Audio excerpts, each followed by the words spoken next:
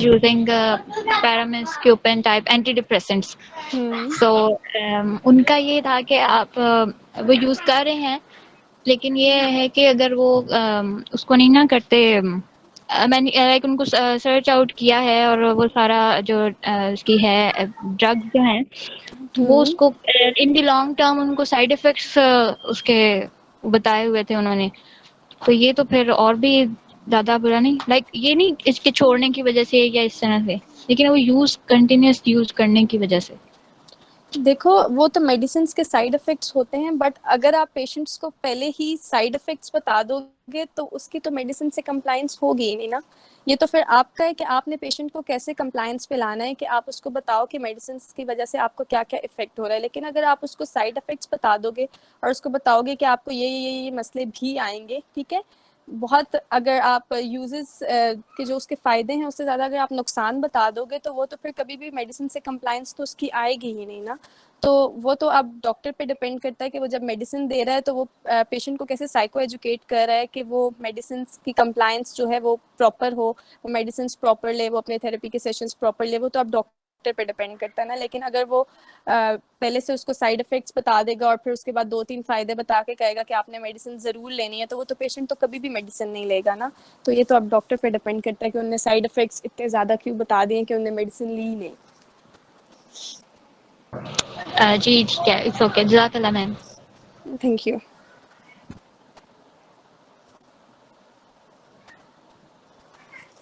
Any other question?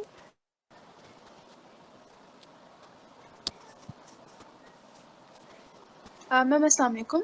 Ma'am मेरा question ये था कि अगर एंजाइटी डिसऑर्डर जो है आपका ज़्यादा वर्स हो जाता है तो क्या वो डिप्रेशन में चला जाता है, डिप्रेशन डिसऑर्डर में?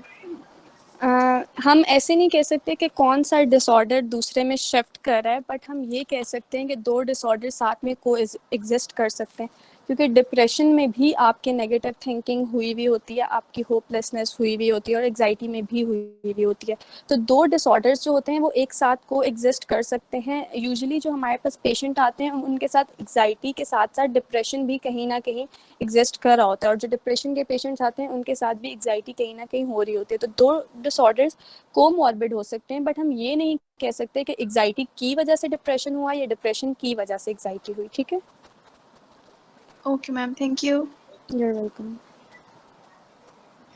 मैम मेरा एक क्वेश्चन है। हाँ जी, बाइपोलर के बारे में बता दें। ओके, बाइपोलर जो है हमारे पास, वो हमारे पास एक मूड डिसऑर्डर है। ठीक है, जिस तरह हमारे पास डिप्रेशन जो होता है वो हमारे मूड डिसऑर्डर होता है, एग्जाइटी मूड डिसऑर्डर होते हैं, तो उसमें हमारे पास जो बाइपोलर होता है वो हमारा मूड डिसऑर्डर होता है। इसके नाम से पता लग रहा है बाइपोलर मतलब इसके दो पोल्स होते हैं, मूड के दो पोल्स होते हैं।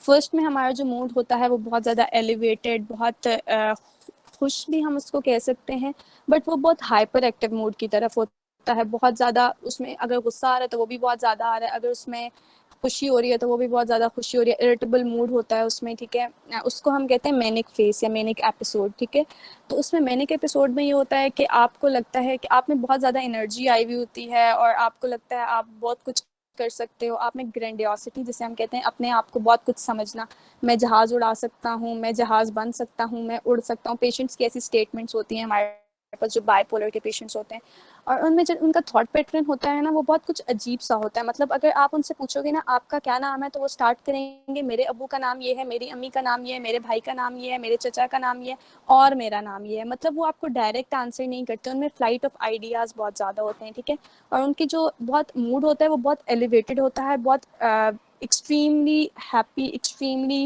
एजिटेटेड, इस तरह आप कह सकते हो, एक्सट्रीम पे उनका मूड होता है। ठीक है, ये उनकी एक एपिसोड होती है जिसको हम कहते हैं मैनिक एपिसोड। ठीक है, जब मैनिक एपिसोड उनकी ख़त्म होती है ना, तो उसके बाद उन पे एक एपिसोड आती है जो होती है वो डिप्रेसिव एपिसोड, जिसमें उनका बिल्कुल लॉस ऑफ इंटरेस्ट हो जाता है, डिप्रेस मूड होता है, वो किसी काम में पार्ट नहीं ले रहे होते, अकेले हो जाते हैं, बिल्कुल अकेले बैठना शुरू हो जाते हैं, किसी से बात नहीं करेंगे। तो उनके जो मूड के दो शिफ्ट्स आ रहे होते हैं ना, ये बाइपोलर डिसऑर्डर में आ रहे होते हैं। कुछ में ऐसा होता है कि मैनिक एपिसोड 1 वीक, हम लोग जो बुक का क्राइटेरिया पढ़ते हैं वो यही होता है कि मैनिक एपिसोड जो होती है वो 1 वीक लास्ट करती है, लेकिन हमने वो पेशेंट्स भी देखे हैं जिनमें 2 to 3 वीक्स तक मैनिक एपिसोड होती है और वो उनका मूड जो होता है वो काम डाउन हो ही नहीं रहा होता, मेडिसिन की काफ़ी हाई डोज से भी नहीं हो रहा होता, उनकी मंथ तक मैनिक एपिसोड भी जाती है। ठीक है, तो एक उनमें मैनिक एपिसोड होती है और जैसे ही मैनिक एपिसोड ख़त्म होती है तो उसके बाद उनमें डिप्रेसिव एपिसोड आ जाती है कि वो डिप्रेशन के सारे सिम्टम्स शो करना शुरू कर देते हैं, और फिर जब डिप्रेशन की एपिसोड खत्म होती है तो फिर से मैनिक एपिसोड आना शुरू हो जाती है। तो ये जो 2 पोल्स मूड के हुए होते हैं, shifting from manic to depressive और डिप्रेसिव टू मैनिक, तो इसको हम बाइपोलर डिसऑर्डर बोलते हैं। तो इसका ट्रीटमेंट क्या है? इसका ट्रीटमेंट जब आप मैनिक फेज में होते हो ना तो यूजुअली हम लोग ज़्यादा इसमें जो मेडिसिन का रोल बहुत ज़्यादा होता है, इसमें हम मेडिसिन दे रहे होते हैं। ठीक है, मेडिसिन का रोल बहुत ज़्यादा होता है और उसके साथ साथ साइकोथेरेपी होती है।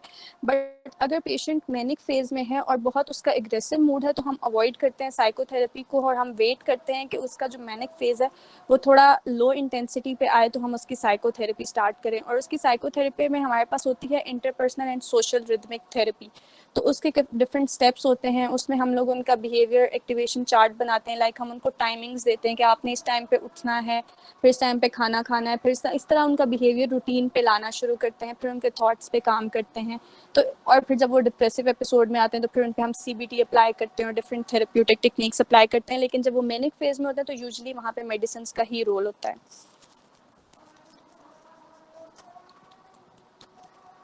Okay.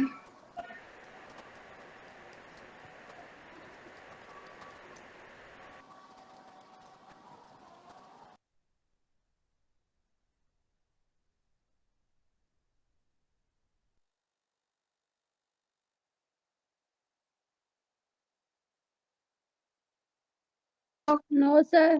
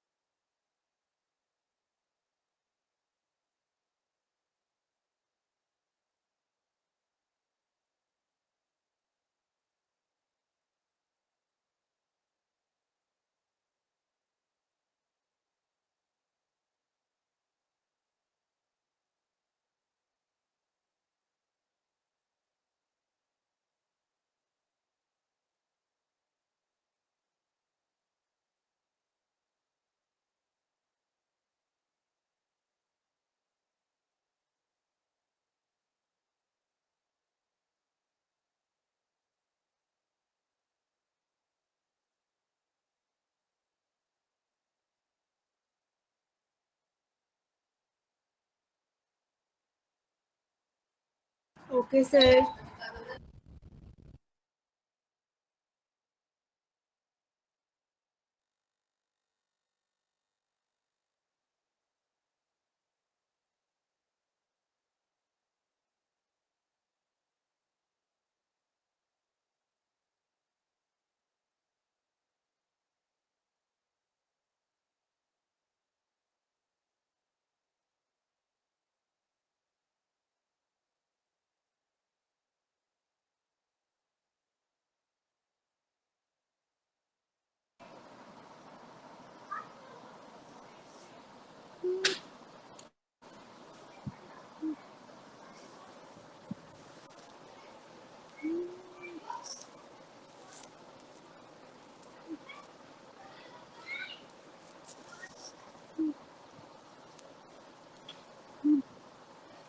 Thank you so much sir, आपने मुझे अपॉर्चुनिटी दी। मुझे एक और बात कहनी थी कि मैंने एक वर्कशीट बनाई है, वो मैं आप लोगों को सेंड करवा दूंगी ग्रुप में ही।